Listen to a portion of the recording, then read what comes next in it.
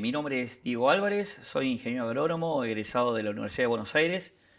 Soy docente en la cátedra de zoología de esta universidad y aparte soy asesor privado en el norte de la provincia de Buenos Aires, sur de Santa Fe.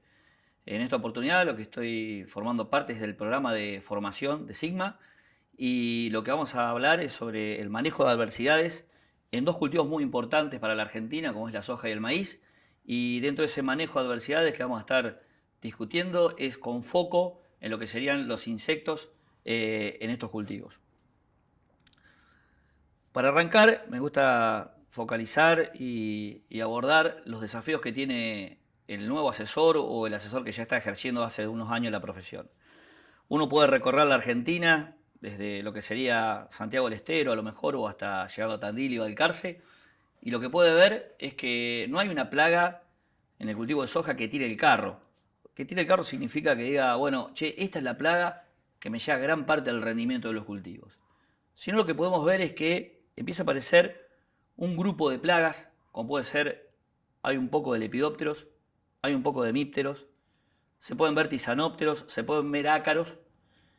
También podemos encontrar mancha marrón, que es una enfermedad. Podemos encontrar escapes de gramíneo, yuyo colorado. Y vemos que yo les nombré 4, 5 o 6 adversidades que están todas en el mismo momento fenológico del cultivo, pero que ninguna alcanza el umbral. Y esto genera confusión porque muchos técnicos fuimos criados bajo el concepto del umbral de acción. ¿Qué cantidad de adversidad tengo que encontrar para aplicar? Y en este caso encuentro un poquito de todo. Y todo me está rajuneando el rendimiento potencial. Entonces se complica muchas veces tomar la decisión agronómica de cuándo aplicar. La primera recomendación que puedo dar es que hoy en día el asesor independiente tiene que tener una gran capacidad técnica para poder decir cuál es mi plaga primaria, cuál es mi plaga secundaria, cuál es mi plaga terciaria, y en función de eso y en función de la fenología que está atravesando el cultivo, armar la toma de decisión agronómica y darle una respuesta contundente al productor. El productor muchas veces es exigente, quiere hacer una sola aplicación, que sea eficaz, que sea persistente, que sea banda verde y que sea barata. Y muchas veces eso se complica. Por eso insisto en la formación del asesor para poder abordar la problemática que enfrenta Argentina. Muchas veces me preguntan, Diego, ¿cuál va a ser la plaga que va a traer problema hoy en día al agro o la plaga futura?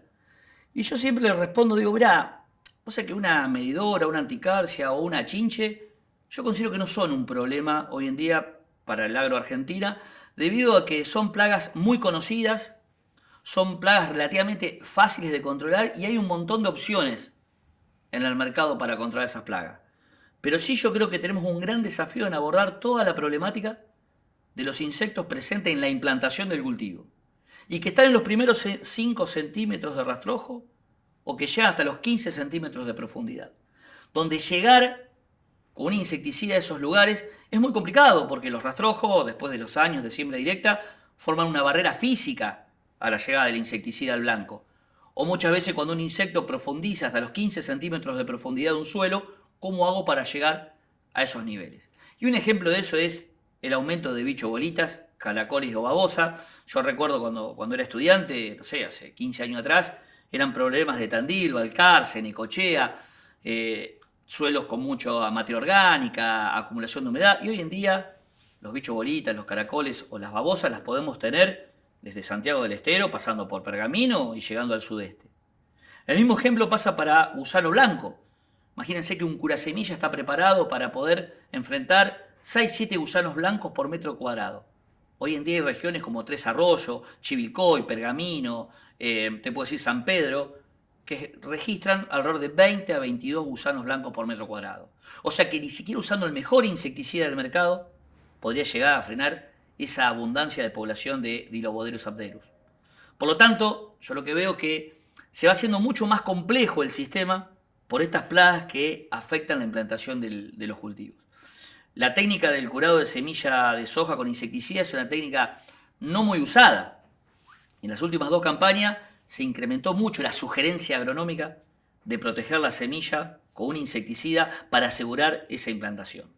Imagínense que también los semilleros hoy en día están ofertando variedades de soja donde se están sembrando a razón de 50, 55 kilos por hectárea, cuando hace unos años atrás estábamos sembrando 80, 90 o 100 kilos por hectárea. O sea, cada semilla tiene un valor enorme.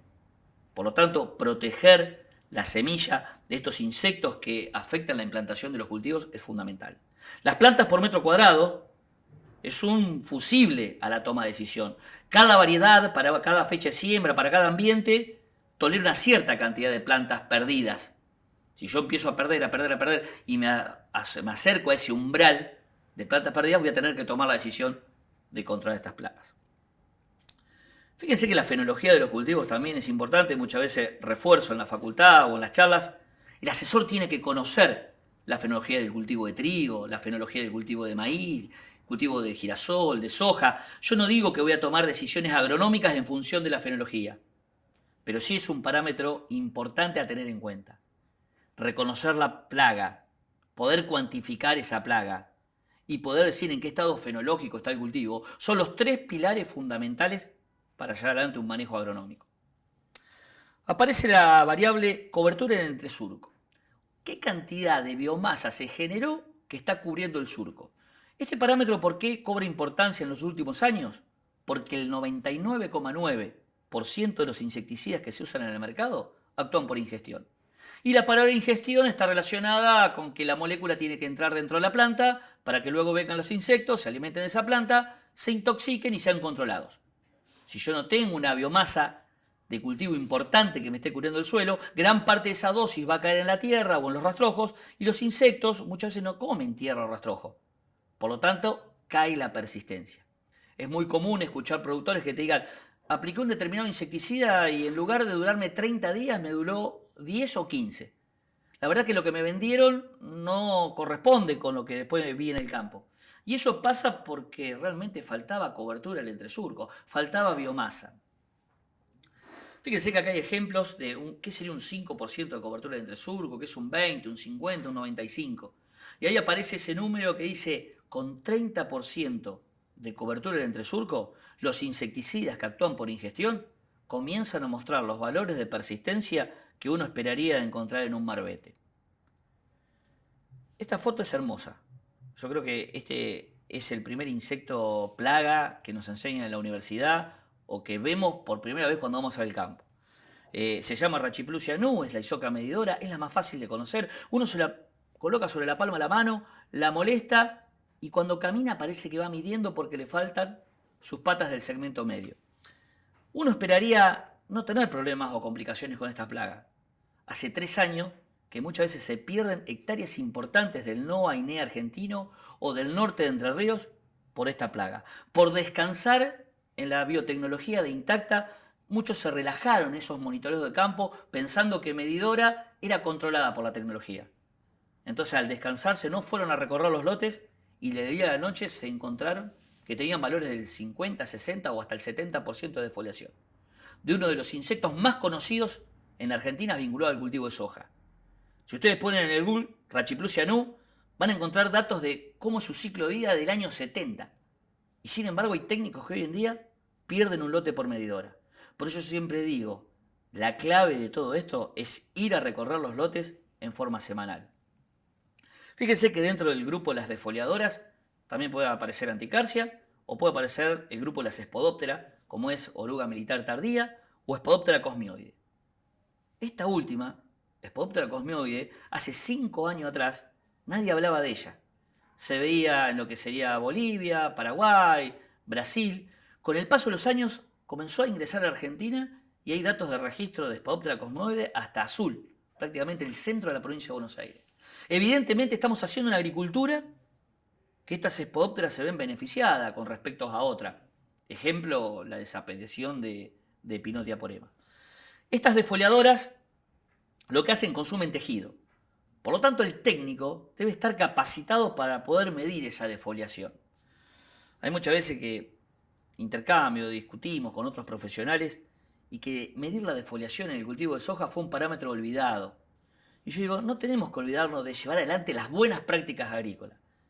Y las buenas prácticas agrícolas involucran poder reconocer al lepidóptero, poder cuantificar ese lepidóptero, pero poder también ponerle un valor a ese tejido consumido. En función de la cantidad de larvas que tengo y en función de la cantidad de tejido consumido, haré una decisión, daré una devolución agronómica para llevar adelante el manejo de estas plagas. Fíjense, como yo les contaba, que una medidora come 80 centímetros cuadrados de hoja para cumplir su ciclo de vida.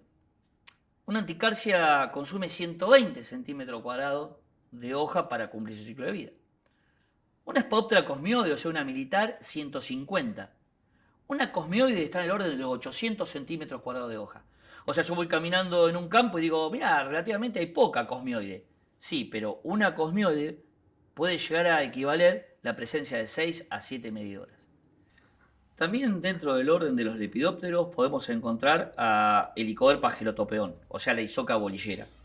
Isoca bolillera, si ustedes pueden ver, no tiene un consumo de tejido importante en el cultivo de soja, pero sí tiene la particularidad que puede generar daños directos al cultivo, o sea, se puede alimentar directamente de los granos, a lo mismo que las anticarcias, pero también lo que genera es un corte de brote. Fíjense que este lepidóptero tiene 3 tipos de daño distintos, o sea, un daño sobre follaje, un daño sobre grano y un daño sobre lo que pueden llegar a ser el corte de brote. Esto implica que el técnico debe conocer estas 3 características, porque lo que vamos a ver es que no todos los insecticidas se almacenan de la misma manera en los órganos de la planta. El cambio de hábito alimenticio de esta plaga puede llevar a caída de eficiencias de control de productos que en un momento eran muy buenos y ahora, como cambió el hábito alimenticio, pasan a ser no tan buenos. Un ejemplo de eso es cuando hablamos de las helicoverpas o cuando hablamos de las bolilleras, la familia de las diamidas pasa a ser el insecticida más usado y con mejor performance para su control. Bueno, estos productos son muy buenos cuando ella está alimentándose de hojas o de brotes, pero cuando ella pasa a consumir vainas, la eficiencia de control de estos insecticidas cae marcadamente. Podemos decir que si estaba trabajando con un 80% de control, automáticamente puede pasar a controlar con un 40% de eficiencia de control, producto a que el insecticida no es que sea malo, es que la plaga cambió el hábito alimenticio. Por eso insisto mucho en que el técnico tiene que estar prestando atención de qué especie es, pero también de qué se está alimentando. Fíjense que la podemos encontrar a Helicoverpa en 2 colores, puede ser verde, puede ser marrón. Yo siempre digo, el color de los lepidópteros no es un indicativo de qué especie puede tratarse o de qué género puede tratarse o de qué familia, sino que el color depende del órgano que se están alimentando. O sea, si se está alimentando de hojas jóvenes, puede ser que el color sea más verde. Si se está alimentando de otras hojas, a lo mejor más viejas, puede ser que el color cambie y sea más amarillento o más oscuro. Cuando recibo un montón de consultas en cuanto al manejo de Isoca bolillera, y después de varias campañas de estar lidiando con esta plaga, llego a la conclusión de que una de las principales problemáticas que tiene su manejo es la forma de distribución que tiene en cuanto a la horizontalidad del lote. La forma de distribuirse se llama agregada. ¿Qué quiere decir que esta plaga es agregada? Es que yo puedo entrar caminando un lote y encuentro un rodal donde hay 4 o 5 individuos por metro cuadrado. Sigo caminando, no hay nada, no hay nada, no hay nada, encuentro una, sigo caminando y encuentro otras 4 o 5. Salgo de ese lote y el promedio me da que tengo 0,9 o 1 por metro cuadrado. Sí, ese es lo que me da el promedio. Pero si yo analizo el desvío estándar de la población con respecto a su umbral, vamos a ver que es muy grande. O sea, en algunos lugares encontré 5 y en otros lugares encontré 1. Y el umbral de la plaga, posible umbral, es 0,5. Entonces, ¿qué quiere? Esto genera mucho ruido a la hora de tomar la decisión de agronómica de aplicar el insecticida. Muchas veces llegué a la conclusión de pensar que si yo quisiera obtener un dato de la abundancia real de ese insecto dentro de un lote, y tendría que estar haciendo mucha cantidad de muestras para poder captar la variabilidad en su distribución. Esto también me llevó a pensar que prácticamente esta plaga no tiene umbral. No tiene umbral y que si yo asocio la presencia de la plaga dentro del lote con una baja tasa de crecimiento del cultivo, producto de una sequía, y prácticamente con su presencia tendría que estar decidiendo aplicar un insecticida.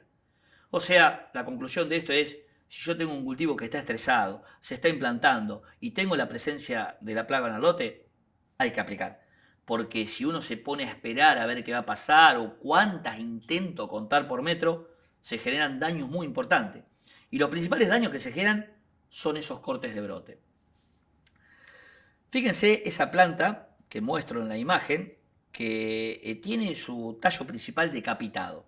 Alrededor de noviembre, diciembre, bolillera va, corta ese brote apical, la planta pierde la dominancia apical, activa sus yemas laterales, la planta ramifica, pero nunca va a poner tantas vainas en esas ramas como las que hubiese puesto si existiera el tallo principal.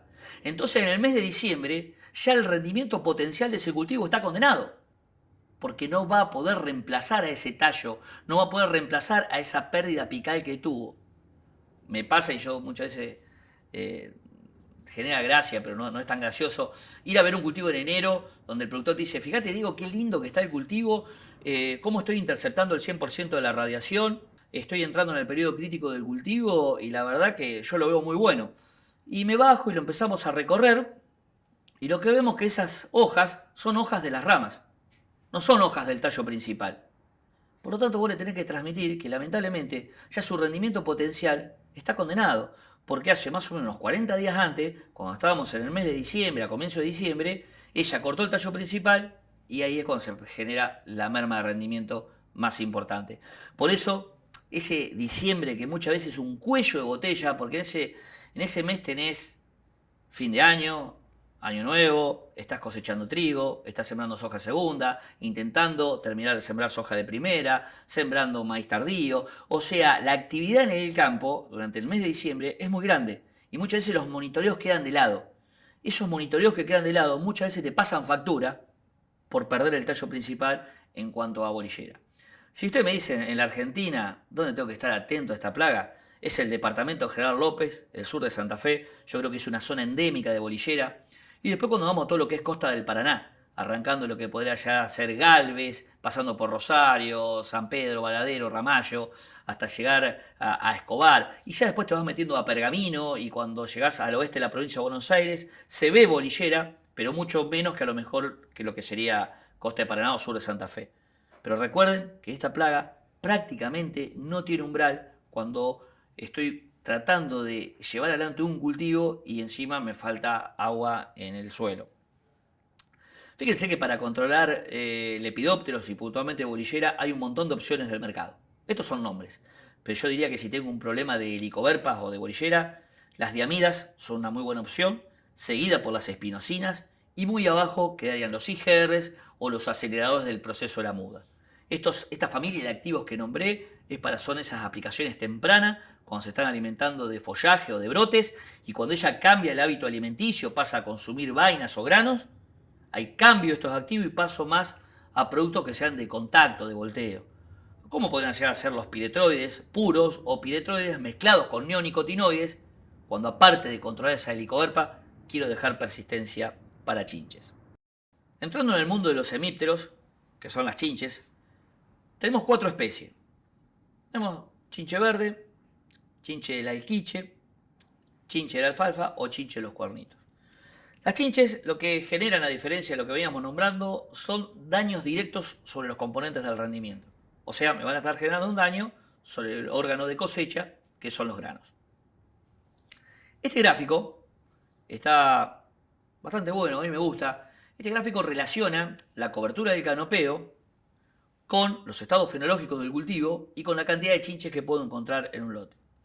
Uno esperaría que alrededor de R3, cuando tengo una vainita de 5 milímetros en el cuarto nudo, el cultivo esté interceptando el 100% de la radiación. Si yo le superpongo una población de chinches en ese momento, lo que estamos viendo en los últimos, te puedo decir, 10, 12 años, es que en ese momento fenológico ya puedes estar encontrando alrededor de 0,3, 0,4 o 0,5 chinches por metro. Muchos productores, cuando uno le dice hay que pulverizar, hay que aplicar, dicen no, es muy temprano, si yo hago esta aplicación tan temprano voy a terminar aplicando 2 veces, y lo esperan al cultivo, lo esperan a la población de chinches, y lo que sucede es que cuando llego al R5, R5.1, .2, el comienzo del llenado de grano, ya ahora no tengo 0,5 chinches, sino que prácticamente tengo 1 o 1,5 por metro, y tengo 100% de cobertura del entresurco, pero el IAF que yo tengo en ese R5 no era el mismo IAF que tenía cuando estaba en R3. ¿Se acuerdan que el IAF es centímetro cuadrado de hoja por centímetro cuadrado de suelo. O sea, el IAF actúa como una barrera física de la llegada del insecticida al blanco. Por lo tanto, si yo tengo 100% de cobertura en este surco, con un IAF alto y encima tengo 1,5 chinches por metro lineal, y bueno, la eficiencia de control de ese insecticida, la verdad que no va a ser muy buena porque le va a costar poder llegar a estratos medios del canopeo y encima intentar controlar esa población de hemípteros. Otro dato interesante de que por qué tendríamos que pulverizar temprano cuando detectamos la plaga es que las chinches pueden hacer 4 tipos de daños en el cultivo de soja. Hay 3 daños que se llaman daño silencioso, que prácticamente nunca nadie se entera que esa chinche hizo daño. Solamente muchas veces la ve el monitoreador. Imagínense que cuando una chinche pica una vainita de 3 milímetros, 5 milímetros, la pulveriza, desaparece. Imagínense que nunca nadie supo que ahí había chinche. Yo veo la chinche, aplico el lote, pero esa vaina que perdí, nunca nadie se entera. El segundo daño es el DR4, cuando tengo una vaina de 20 milímetros. La chinche la pica, la vaina se hace como si fuese una espiral y se cae sola cuando sacudo las plantas o muchas veces la veo en el piso. Nunca nadie se entera, porque ese dato no es cuantificable en ningún laboratorio. El tercer daño invisible es el que se genera al comienzo del llenado de grano. En SR 5.1, .2, .3, la chinche inyecta su saliva tóxica en la semilla y lo que hace automáticamente esa semilla detiene su crecimiento. Por lo tanto, queda una semilla, pongámosle, tipo morroncito, como la semilla de un morrón. Pasa a la cosechadora y el ventilador de la cosechadora la tira por la cola. Voy a hacer el control de cosecha y veo que hay un montón de granos sanos, pero también hay un montón de granos tipo morroncito. Muchas veces piensan que eso es daño de un estrés térmico o de altas temperaturas, pero hay muchas veces que también son producto de una población de chinches no controlada o controladas tarde. Entonces nombré 3 daños invisibles: el DR3, el DR4 y el de comienzo del R5. El cuarto daño es el cuarto daño que cualquiera de nosotros, cualquier productor lo tiene, es el que va, saca una bolsa con semillas de la monotolva, lo lleva a un laboratorio y me dice: mirá, Diego, tenés 4% de granos picados. La tolerancia 8. La verdad que tu monitoreo fue muy bueno. Sí, pero en verdad hay 3 daños que nunca pudieron ser cuantificados. Y que en los últimos años ese impacto creció. Entonces muchas veces ahí radica de que por qué los asesores insistimos en ese control temprano de chinches. Es una realidad que las chinches están más temprano en los cultivos de soja. Hoy en día vas a un cultivo de trigo en septiembre, octubre, noviembre, hay chinches. Vas a un cultivo de maíz, hay chinches. Vas a un cultivo de soja sembrada temprano, hay chinches. O sea, la intensificación de la rotación llevó a que, bueno, al haber más verde disponible, hay más comida para los insectos benéficos, pero también hay más comida para los insectos plaga. O sea, yo chinche, quiero elegir pasar el invierno, qué mejor un cultivo de cobertura de vicia villosa. Tengo 5.000 kilos de materia seca para protegerme de las heladas y aparte tengo proteína en el invierno.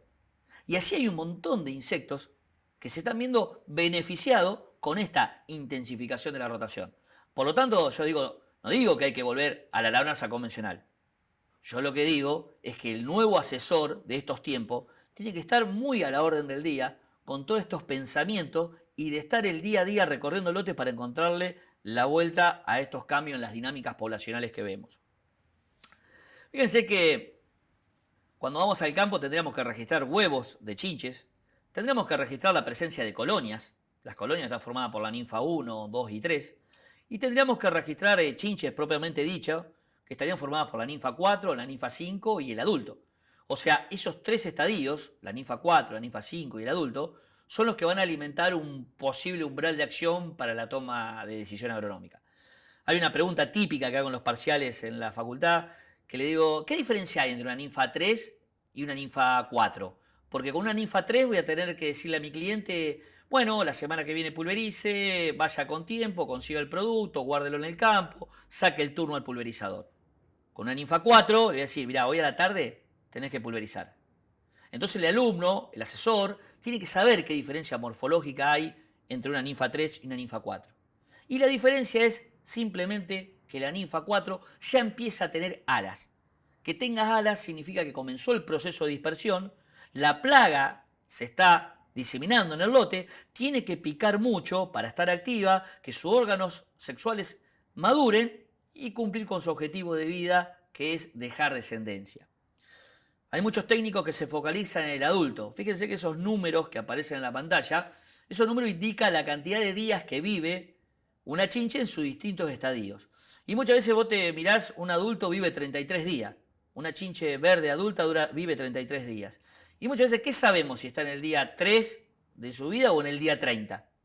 Por lo tanto, la ninfa 4, la ninfa 5, el último estadio, que ya tiene alas, sabemos que le queda mucho camino por delante, sabemos que tiene que juntar proteína y sabemos que tiene que dejar descendencia. Entonces, esos estadios ninfales van a alimentar el umbral de acción. En Pergamino vengo trabajando ya hace varios años.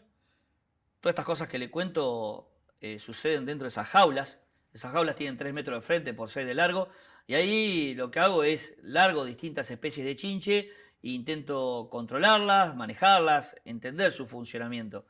Y de ahí se desprende un trabajo que está publicado que habla sobre chinche de los cuernitos y que dice que el 90% de la población de chinche de los cuernitos no está sobre el canopeo durante el día, sino que está debajo de los rastrojos. En un momento siente la necesidad de alimentarse, sale de esos rastrojos, se alimenta y vuelve otra vez al rastrojo. Por lo tanto, el paño vertical, elemento tradicional que usa el monitoreador, no ajustaría mucho, como lo hace, por ejemplo, para verde, para chinche verde, no ajustaría mucho para el recuento de diquelos. Vuelvo otra vez a insistir, qué importante que es que el recorredor de campo esté atento a todas estas cosas. Use el paño vertical, pero que luego lo saque, remueva los rastrojos, se quede un ratito quieto y que vea si aparece algún individuo caminando. Porque la conclusión es que gran parte de ese día está debajo de los rastrojos. Fíjense que este es un umbral tradicional que podríamos usar para chinche, donde relaciona los estados fenológicos, relaciona si es una soja para semilla, para consumo, si es una chinche verde, una alquiche, un diquelops, o separo a chinche de alfalfa porque sé que es más dañina. Está alimentado por ninfas del cuarto, quinto estadio y del adulto. Yo te puedo mostrar este umbral, pero más allá de este umbral, lo importante es que los monitoreos se hagan en forma semanal y que una vez que ingreso adentro del lote, se haga una buena distribución espacial de los puntos de muestreo. Muchas veces me dicen, ¿cuántos puntos de muestreo tengo que hacer para un lote de 80 hectáreas? Y yo te puedo decir, bueno, puedo hacer 12 puntos de muestreo. Uy, pero 12 puntos de muestreo es un montón. Bueno, hacé 6, pero con buena distribución espacial. Porque ¿de qué sirve hacer 12 a 10 metros de la tranquera y me voy? Entonces prefiero a lo mejor hacer menos puntos de muestreo, pero con mejor distribución espacial. Hoy en día tenemos que aprovechar las plataformas digitales. Las plataformas digitales son una herramienta muy válida para cuando tenemos que empezar a planificar cómo puede llegar a ser nuestro muestreo dentro de un determinado lote. Hoy en día las plataformas digitales tienen la posibilidad de poder georreferenciar nuestros muestreos o poder acumular gran cantidad de datos que muchas veces, me acuerdo en mis tiempos, era con la lapicera y la libretita y después llegar a tu casa y tener que tipearlo en un Excel y mandárselo a tu cliente. Se hacía bastante engorroso. Hoy en día, desde el mismo lote, puedo estar cargando la información, y mucha información, maleza, insectos, enfermedades, fenología del cultivo, estar viendo dónde estoy parado, estar viendo a qué distancia estoy de un monte o a qué distancia estoy de otro cultivo distinto a soja, y me ayuda a armar esa distribución de puntos dentro del lote. Entonces, hoy en día las plataformas digitales son una herramienta válida para el monitoreador de campo. Siempre digo a los chicos en la facultad, las plataformas digitales están muy buenas, pero tampoco nos olvidemos de la agronomía base. O sea, yo creo que la agronomía base más las plataformas digitales pueden hacer la diferencia a la hora de asesorar a un cliente. Fíjense que para control de chinches puedo hablar de un montón de principios activos, o sea, un montón de marcas comerciales, pero cuando vamos a lo que son principios activos, hoy en día hay 4 principios activos nomás disponibles en el mercado.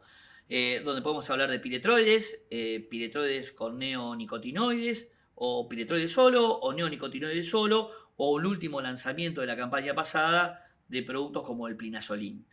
El manejo de adversidades, yo siempre digo, se hace en conjunto. Uno no va al lote a ver si por un lado hay bichos, o por otro lado hay enfermedades, o si por el otro lado hay malezas. Uno va a ver el todo. Muchas veces cuando uno va a ver el todo, piensa que tiene que aplicar un fungicida, porque la verdad que el potencial del rendimiento del lote es muy bueno. Y la segunda decisión que piensa es decir, bueno, che, pero ese fungicida no lo voy a aplicar solo, quiero aprovechar la aplicación. Ya que estoy acá, a ese fungicida le voy a agregar un insecticida. Y bueno, si pienso en un insecticida, tengo que tener muy claro si ese insecticida va a ser para el control de lepidópteros, para el control de hemípteros, o buscar una combinación que me controle estos dos órdenes de insectos que son los más comunes en el cultivo de soja. Entonces, por eso es importante el conocimiento, la capacitación. Las redes sociales hoy en día son una herramienta válida. Muchas veces me pasa que yo tengo que tomar una decisión agronómica y por las redes sociales ya estoy viendo que en latitudes más altas, o sea, a 300, 400, 500 kilómetros de Pergamino, por ejemplo, ya se están haciendo aplicaciones por medidora. Entonces digo, bueno, yo sé que es una plaga migratoria, si tengo que entrar a hacer un fungicida y quiero aprovechar la pasada, y bueno, puedo ir agregando algún insecticida porque yo sé que en cuestión de 10, 15 días esa plaga puede estar llegando. Usemos esas herramientas. Fíjense que cuando las precipitaciones se ausentan, aparece arañuela roja común. Esto no es un insecto, ¿no es cierto? Es un ácaro. Es un ácaro asociado a la sequía, a los cultivos estresados. Y ya acá la metodología de monitoreo cambia. Ya no es un monitoreo al azar, sino que pasa a ser un monitoreo dirigido. O sea, me tengo que ir a esas áreas donde el cultivo está estresado o la planta está pobre. Hay un trabajo publicado muy lindo que habla sobre qué metabolito secundario se está generando en la planta estresada, que es muy palatable para las arañuelas, para los ácaros. Por eso, estas poblaciones de ácaros comienzan en las áreas donde el cultivo se ve mucho más sufrido. Y en esas áreas lo que tengo que hacer es tratar de decir, bueno, tengo arañuelas abajo, en el tercio inferior, tengo arañuelas en el tercio medio o tengo arañuelas hasta arriba. Identificadas esas zonas dentro del lote donde la planta está estresada y está la presencia de este ácaro, lo segundo que tenemos que hacer es poder determinar si se encuentra en el tercio inferior de la planta, en el